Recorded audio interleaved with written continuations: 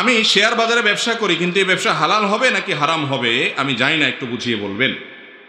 দেখুন, শেয়ার বাজারের ব্যবসা মৌলিকভাবে জায়েজ আছে। মৌলিকভাবে কি আছে? জায়েজ আছে। দেখতে হবে আপনি কোন কোম্পানির শেয়ার কিনছেন। যেই কোম্পানির শেয়ার কিনছেন সেই কোম্পানির যদি ব্যবসাটা হালাল থাকে, ব্যবসার ভিতরে কোনো হারাম কিছু না থাকে, তাহলে সেই কোম্পানির ব্যবসার শেয়ার কেনা মানে হলো কোম্পানির পার্টনার হওয়া। এটাতে দোষের কোনো কিছু নাই মৌলিকভাবে।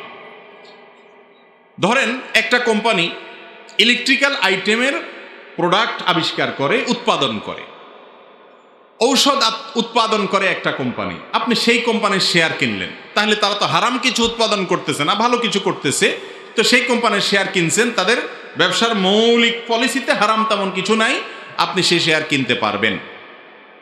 আর এই মাসআলা হলো শেয়ার ব্যবসা যখন সাধারণ পরিস্থিতি থাকবে। আমাদের দেশের শেয়ার ব্যবসা নিয়ে, শেয়ার ব্যবসা সম্পর্কিত, শেয়ার বাজার সম্পর্কিত যারা বিশেষজ্ঞ এই বিষয়ে, যারা পণ্ডিত, তারাই বলেন এটা নাকি জুয়া।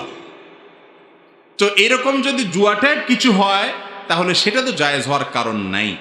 আমি সাধারণ যদি শেয়ার ব্যবসা হয় সেটার কথা বলেছি। সেটাতে যদি ব্যবসাটা হালাল হয়, সে শেয়ার ব্যবসা, সে কোম্পানির শেয়ার কেনাও জায়েজ, বেচাও জায়েজ।